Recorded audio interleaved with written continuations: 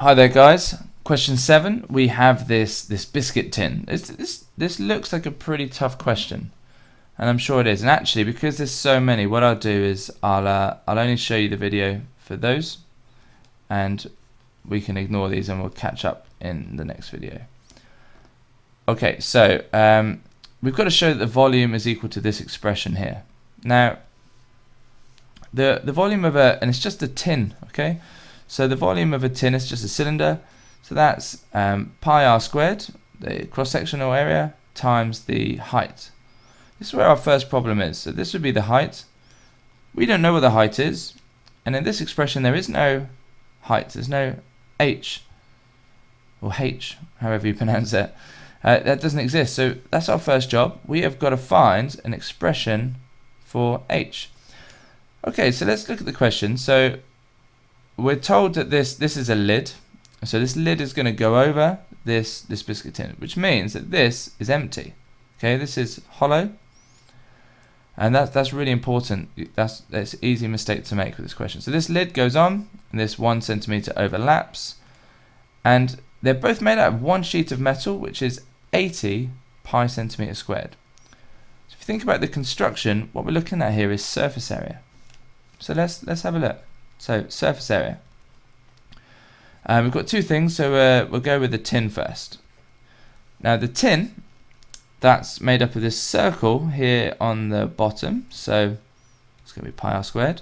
But we know what r is, that's x, so pi x squared. Plus this curved surface area. So if you're unsure, get a piece of paper, fold it to make a cylinder, so roll it rather.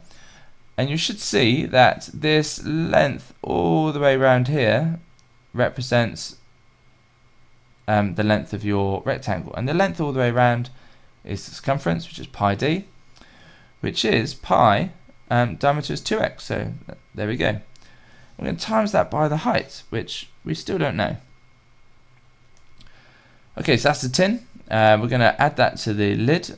And the lid, that also has this circle, so that's pi x squared or pi r squared. R is x. And we also have this curved surface area here as well. So it's still pi d, so that's 2x, but this time we know this length is 1. Times that by 1, it doesn't change, so let's leave it like that. And we're told that that is equal to 80 pi centimeters squared. Okay, so let's divide everything by pi. Pi is in every term, we can do that, no problem. So let's just cancel these out. So divide everything by pi. So what we've got here, I can see here that I've got x squared plus x squared, so I'm going to have 2x squareds plus 2xh plus this 2x, and that's going to be equal to 80. Now everything here is also in the 2, so let's divide everything by 2. So we're going to get x squared plus xh plus x is equal to 80. Now we wanted an expression for h, so let's get that on its own. So here's the term with it. Let's get everything else on the other side. So we're going to have 80 minus an x squared minus an x. Now to get this on its own I have to divide by x, so just pop this down a tad.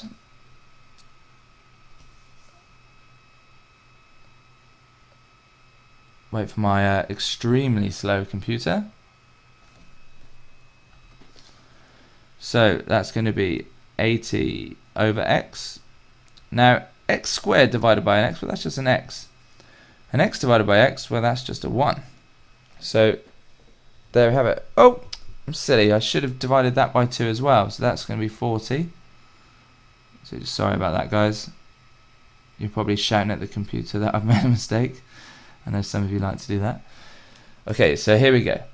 So now we can hopefully put this expression in for here, and it gives us our answer. So let's do that. So volume equals pi r squared Now again, r is not in here, so they're using this x, so let's just change that for an x. There we go. Times this. So it's 40 over x minus an x minus a 1. And we just got to, you can see that they've only got pi outside. So let's expand this and then refactorize it. So we're going to have 40 pi x squared over x. I'll deal with this in a minute. Minus pi x cubed minus pi x squared. So they're going to cancel, and you can see here there's no fractions, so that's good.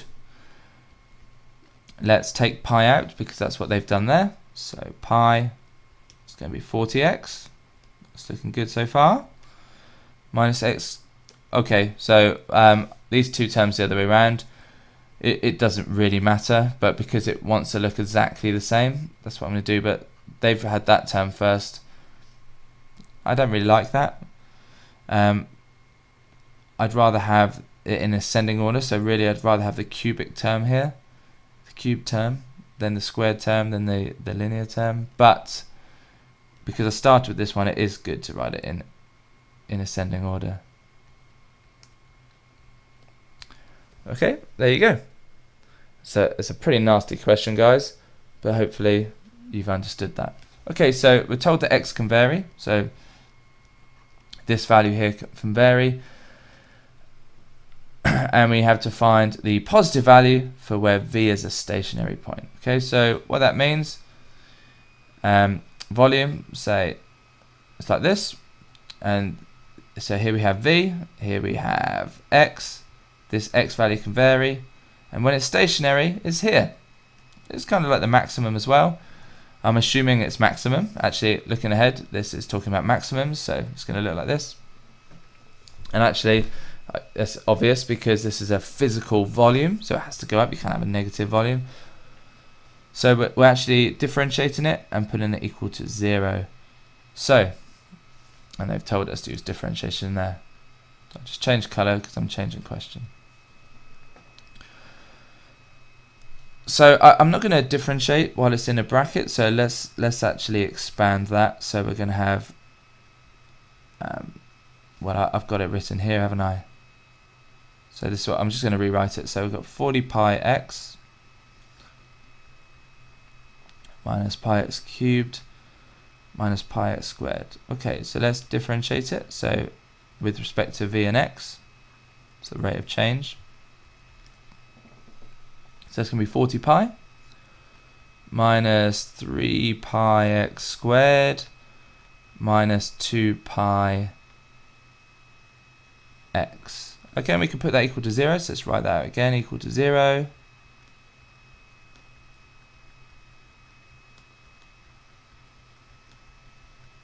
Alright, well now we've got to just find out what x is. So,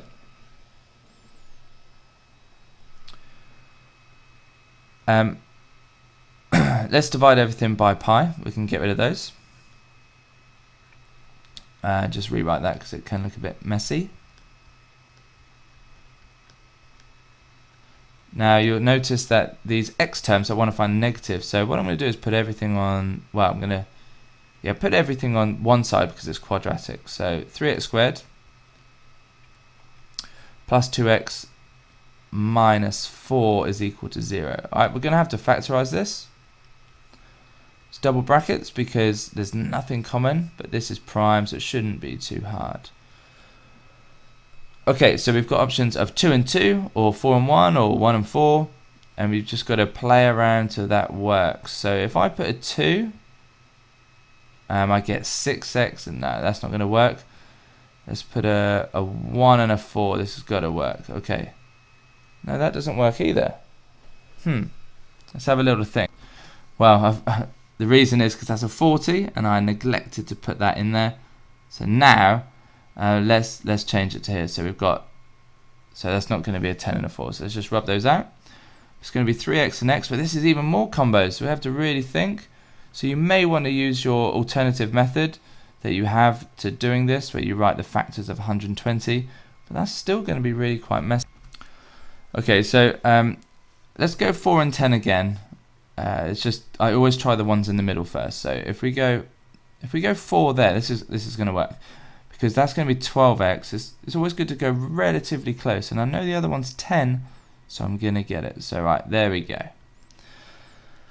Okay, so what I have here is x is going to be to 10 thirds, and x is going to be minus 4, and I can immediately just cross that one out because it said the positive value.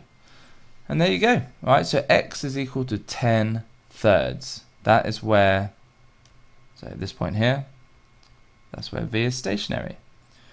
So C, we're gonna use all this information. So please check out the next video. Hope that helps.